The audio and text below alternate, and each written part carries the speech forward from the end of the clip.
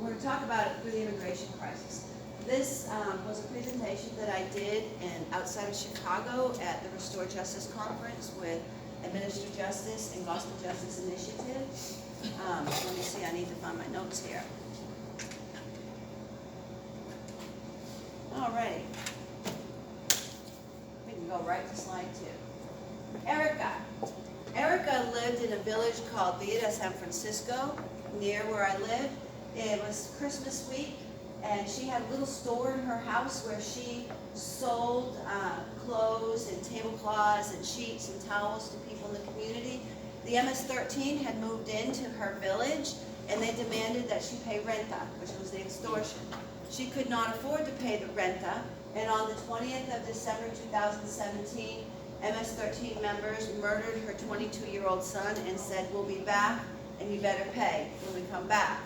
They came back on the 31st of December 2017, and they shot her mother dead in the front yard in front of her children, and the police brought her to our refuge to stay with us. I held her on New Year's Day in my house as she cried while they buried her mother, because she could not go to bury her mother because they were waiting for her, looking for her, to murder her, because nobody disobeys the MS-13. I called and emailed everyone I could think of to get help for her. She could not go home. I talked to her other family members. They were also being targeted. She could not go to them. I talked to all of the missionaries I knew on our network of missionaries, more than 400 missionaries in Honduras from all denominations. Nobody would take her. I talked to the U.S. government hoping they would help, and they would not help. They said, everyone told me that in order for her to ask for asylum, she has to land on U.S. soil and ask for asylum. So we're not going to argue the immigration thing. I'm just going to tell you some stories and tell you about the situation. So she had to risk the MS-13 finding her and her children on the road and travel with her children thousands of miles just to ask for help. We can go to the next one. During her journey, we spoke through WhatsApp.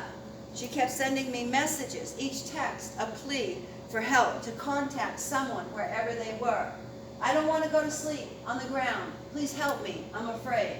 I don't want to be in these shelters. I'm afraid. There's nothing I can do to earn money or how I can do it. It is difficult how to do it, work, to find a way to feed her and her kids.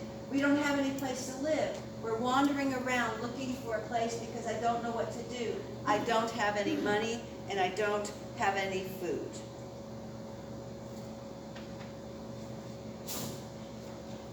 Go to the next one. Day after day, we hear news reports of hundreds and thousands of women, children, and men abandoning their homes for the arduous and dangerous journey of coming to America. Go to the next one.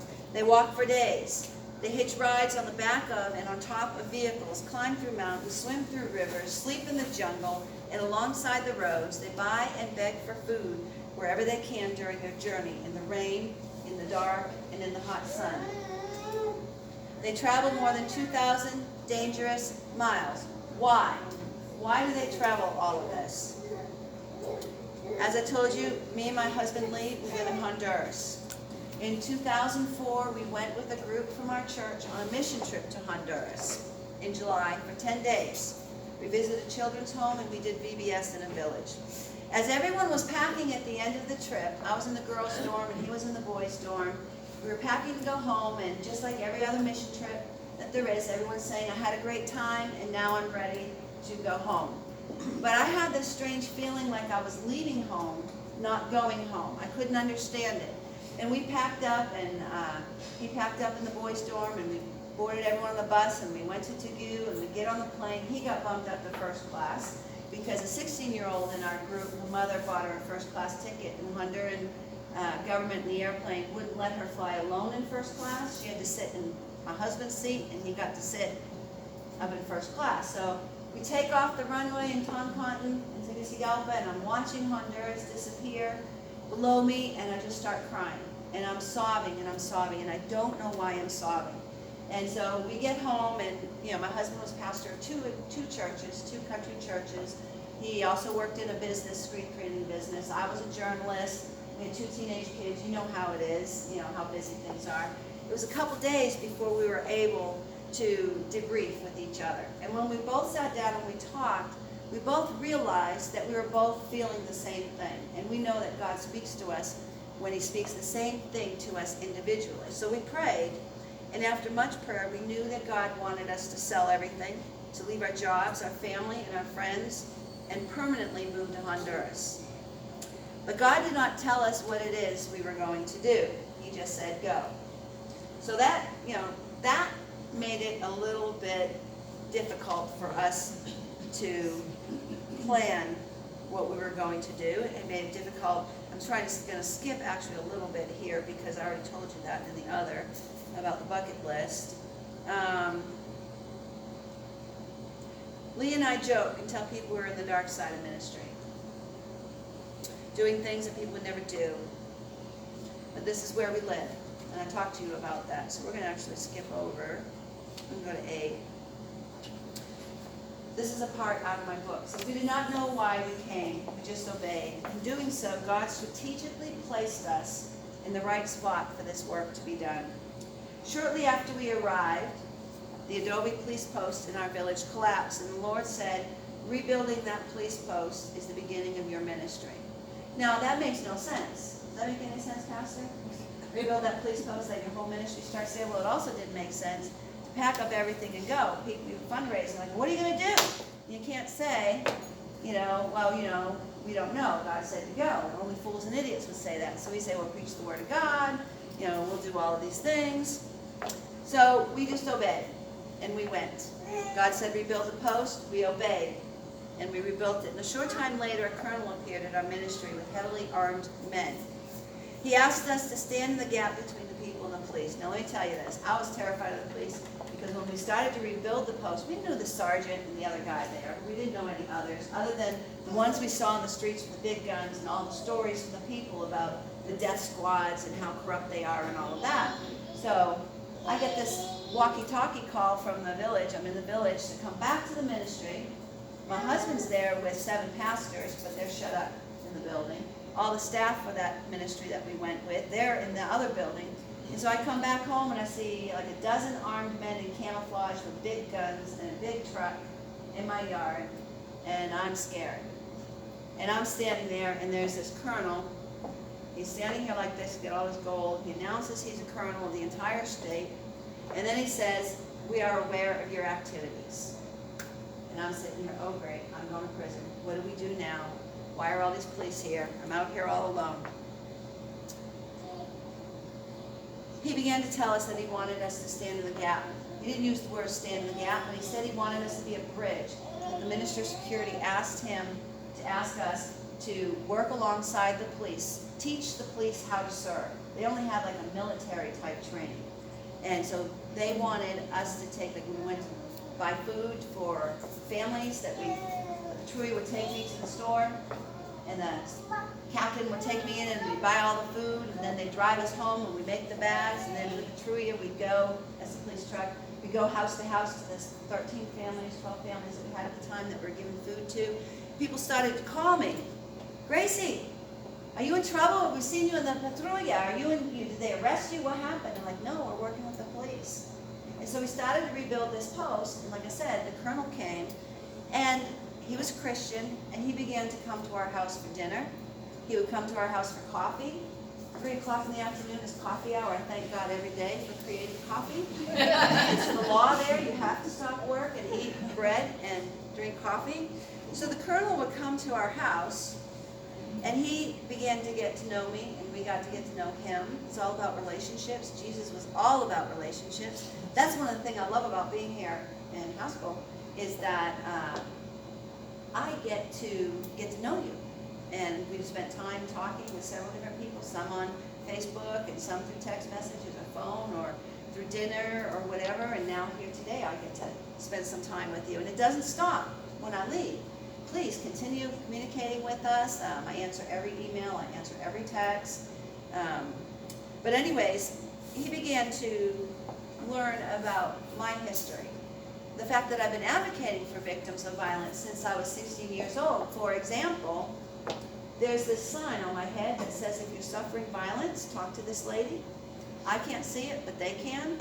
So and then you know my testimony.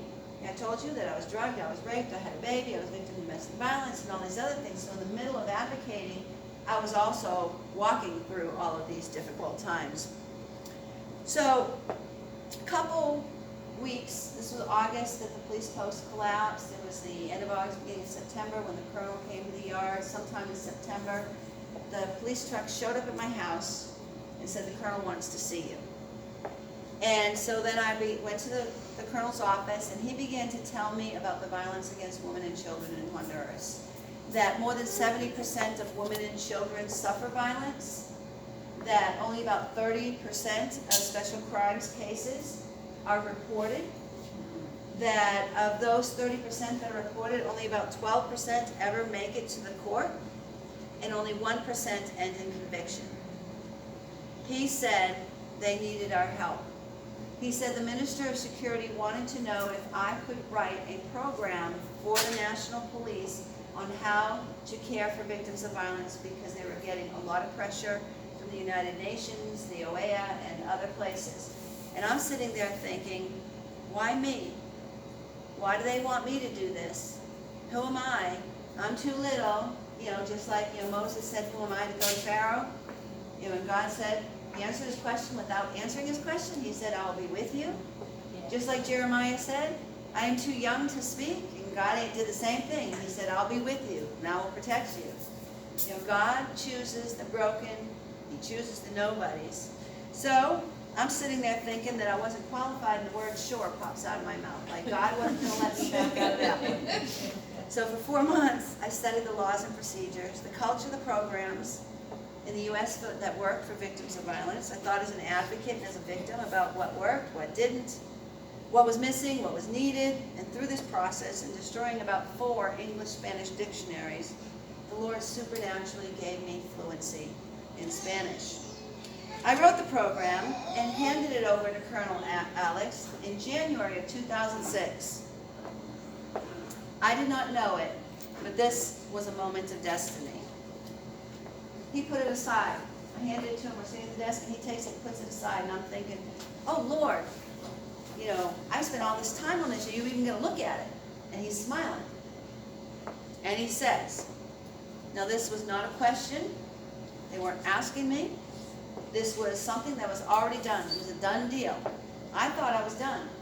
He said, yes, but first, let me take you downstairs to the office I'm building for you. You are now Chief of Special Crimes of the first Special Crimes office in the entire country. Wow. How is that even possible? And this gringa, 6 months after, we got there June 28th, this was January, like the 21st of January. How is that even possible? Really, we can go to the next slide, number 9. So, on the 20th of February, 2006, there it is. There's the inauguration. The media came. There were generals from Tegucigalpa. This is Alex. He's the one that started it with us. This is the office here inside the police station. This is a prosecutor. And these are all the police that were there. There's a prosecutor there. There's little old me. Little Gracie, nobody, from Boston, Massachusetts, right? So over the next 3 years, reports of special crimes increased because the people had confidence that the authorities would help them and protect them. In November of 2006, I was invited by the owner of the radio station to do a radio program every Wednesday at noon called The Life Without Violence, where I could preach the Word of God to over 500,000 people every week on how to strengthen the family, diminish violence, create a culture of peace, what to do if you are a victim of violence, what do you do if you know someone who's a victim of violence, God's call for us to stand in the gap, and any other thing.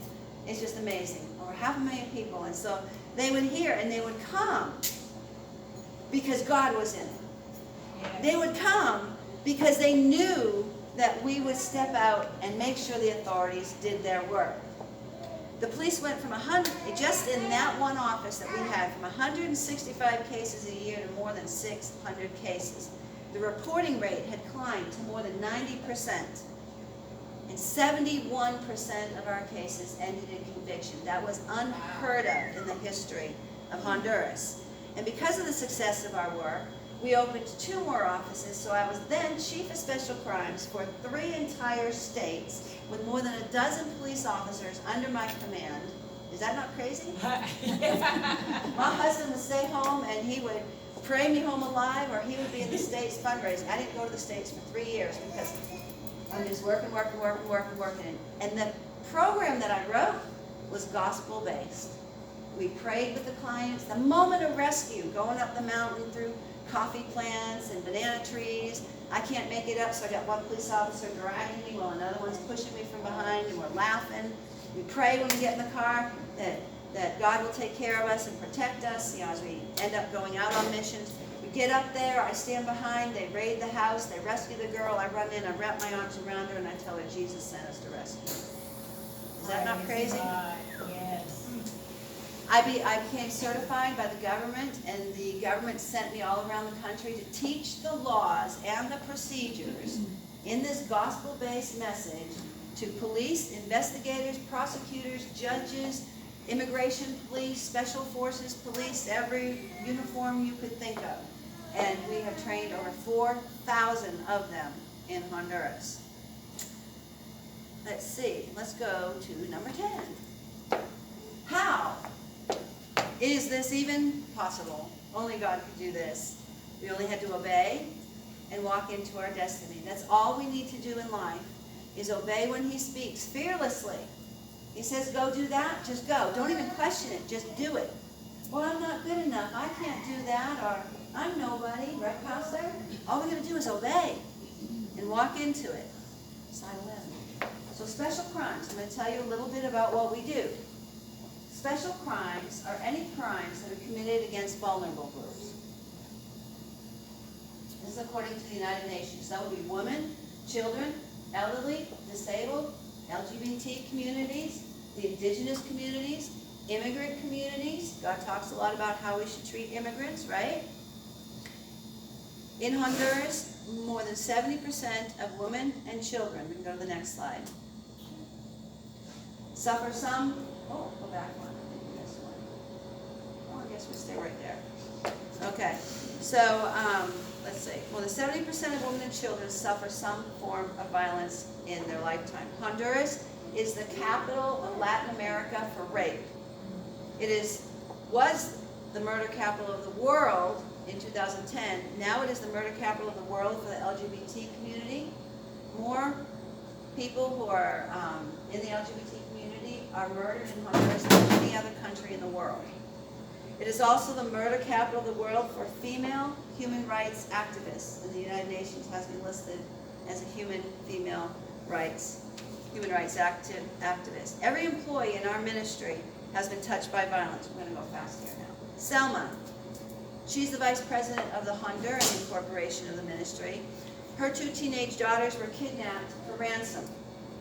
Dulce is the director of my children's home and refuge. Her son was shot by gang members, and they suffered death threats for reporting the crime. Alan is my media specialist. I gave him a day off, and he went to Tegucigalpa. He was on a bus. Gang members entered the bus to rob it, and he ended up getting shot. Rosie, my assistant, her cousin was murdered just before I came to the United States. Evelyn, who is my educator, her family is currently under attack with threats of kidnapping and murder, and on it goes. Yes, to my knowledge, we have survived 5 assassination attempts in relation to cases that we've handled. In 2011, it was no longer friends and families of perpetrators trying to kill me. It became top leaders in the National Police Department who ordered investigators that the next time we went out in the mountains on an arrest warrant, that they were going to fake a shootout and kill me, because I was issuing criminal reports for negligence and corruption by government officials. The patriarchal nature of Honduran society encourages the belief that a woman is a man's property, just like the pigs and the dogs in the yard. Machismo is a valued trait in Honduran men. A woman rejecting a man's advances is unacceptable. Once a man has a woman, she's always his, until death do they part, even if he has moved on to other women. We go to the UN quote. The United Nations has declared that 94 to 96% of all special crimes in Honduras go unpunished.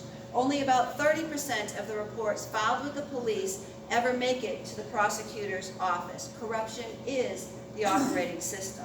Yes. The World Justice Project's 2019 Rule of Law, this came out 2 weeks before I left for the United States, states that of 126 countries, Honduras ranks 115. By region in Latin America, Honduras ranks 28 of 30. And regarding criminal justice, not overall justice, criminal justice, globally, Honduras ranks 123 of 126. The only countries worse than Honduras in the world for criminal justice, for work in criminal justice is Cambodia, Bolivia, and Venezuela. That's pretty heavy, isn't it? Because of the pervasive corruption in law enforcement, narco-traffickers and gang members act within impunity in Honduras. They have abundant amounts of money. They pay off police and investigators so they can avoid prosecution. And they can, with impunity, kill enemies and opponents or have them killed. As a result, Honduras has one of the highest homicide and femicide rates in the world. Honduras President Juan Orlando's brother was convicted in U.S. court for drug trafficking, and he's in federal prison in the United States. Former President Pepe Lobo's wife, Rosa, is in prison in Honduras for laundering money, and his son Fabio was convicted in U.S. court for drug trafficking. Victims of crimes at the hands of authorities, drug traffickers, gangs, and organized crime have nowhere to go for help or escape. Honduras is not like the United States where anybody can disappear. In size, Honduras is equal to Tennessee in geography and population. And the fact that people have connections in all parts of the country, they make it easy to find somebody, especially when there is offer for money in exchange for information. Gangs and narco-traffickers frequently order the assassination for victims.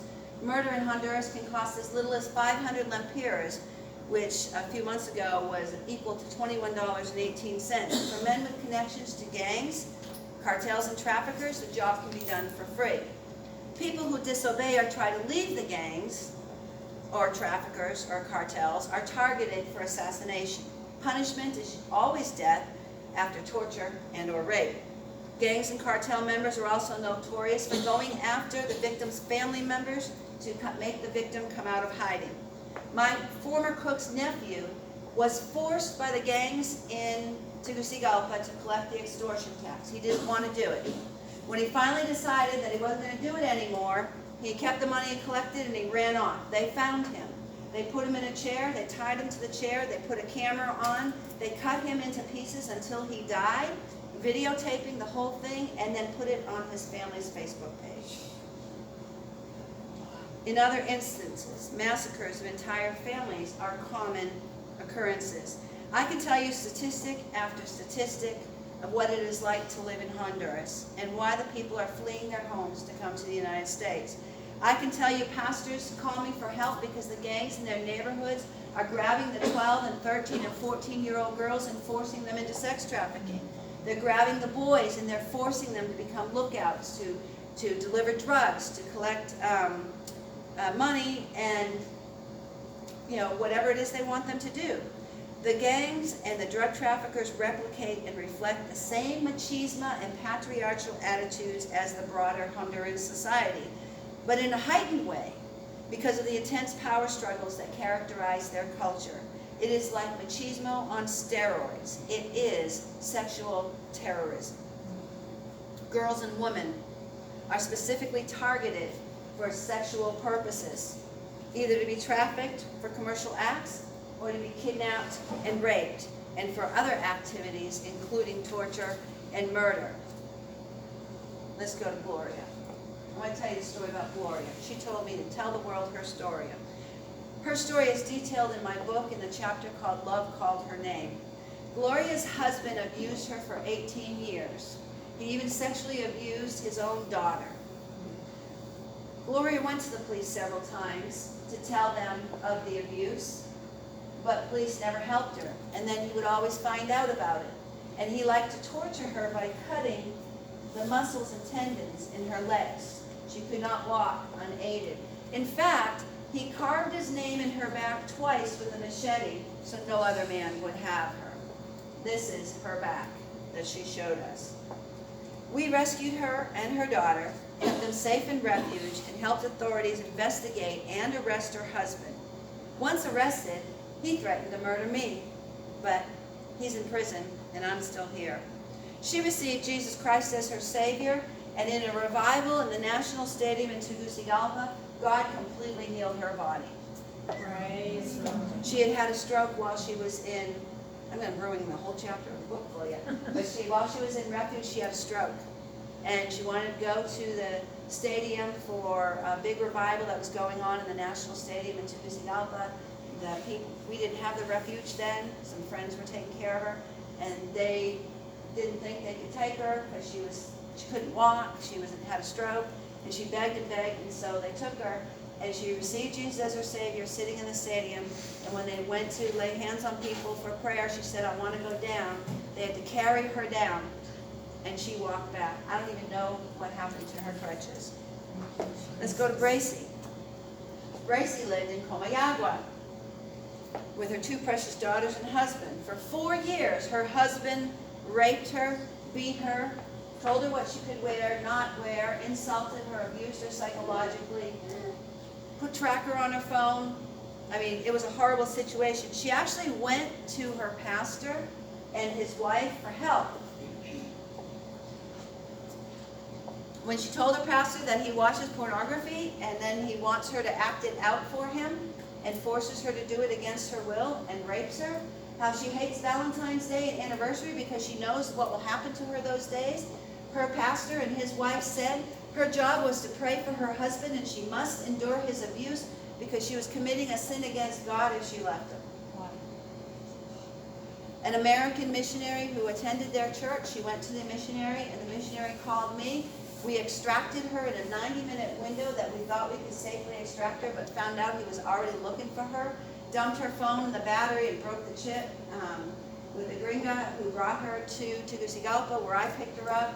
The girls were nervous, so we took them to the trampolines in the mall to jump before we brought them to my house because the American missionary was going back home. The next day, the pastor of the church and the people in the church and the husband went to that American missionary's home and started demanding entry to recover the wife and children that they knew she had. They went and got the police to come to the house to try to forcibly enter the house to recover them. I spoke to the police. Now this is like 3 hours from my house. I spoke to the police on the phone. I said, my name's Licenciada Gracie Murphy. I'm the president of Heart of Christ Justice Ministries. We have a refuge, and I have the woman. I said my name and everything real fast in the beginning because they're not listening attentively in the very beginning of the phone call. And I said, we have the woman and her children, and this is a violation of law. Because if they were in that, you are trying to raid a refuge. And you're violating the law, violating our human rights, violating the Gringa's human rights, violating the Constitution. And then I talked to, they said, well, the investigators went over there with them. We brought our police back. I said, fine. So then she calls me. She says, they're pounding on my door, demanding to come in. There's like 50 people out. She was terrified. And she put me on the phone with the investigator. I read the law to him, told him what he was doing wrong, but you know what? We still had to let him in. And we filed criminal charges of abuse of authority and violation of human rights and violation of different laws. And guess what? Nothing ever happened.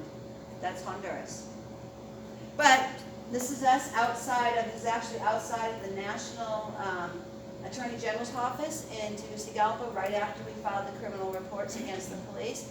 I took her to Tegucigalpa to the judge, not to where she was from, because we could not safely get her there and then get out again because there are hours through the mountains where there's nobody.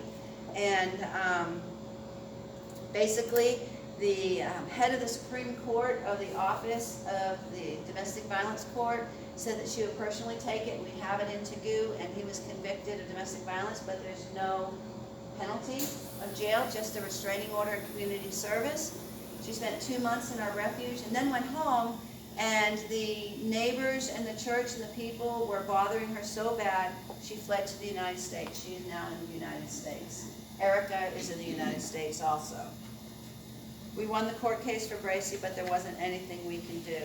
So we can skip over Michelle, because I already told you about Michelle. So here we are, fight for justice. Every single case, we have to fight for justice. We have handled more than 6,000 cases. In 2011, November 2nd, we had to close the offices because of the orders to assassinate me from the top police officials for filing corruption reports against the police for not doing their job. However, on September 13, 2018, we reopened the office in London with the help of Gospel Justice Initiative and Administer Justice in Elgin, Illinois, outside of Chicago. And at this point, we have an 85% conviction rate in every case that we handle. All this in a country with a 94 to 96% impunity rate. That is God. Yes, it is. I've thrown a bunch of statistics and stories at you, and sometimes I wonder if I traumatize people when I speak. I promise you the book is not an easy read. Some people are so riveted they read through it in one day. Others, it takes a week or so to read it because they have to keep putting it down. But we should be shocked. We should be moved when we hear about injustice and suffering. Those people at our border are human beings. We are all made in the image of God, and those children of God are fleeing abuse and violence, murder and corruption, and are seeking peace. You can go to the next slide. The only difference between those children of God and you and me is that it was a geographical lottery where we were all born. I did not control being born in the United States. They did not control being born wherever they are. So this is where Honduras is if you don't know where it is. This is Mexico. This is Guatemala, Belize, Honduras, El Salvador, Nicaragua, Costa Rica. And there's Tennessee.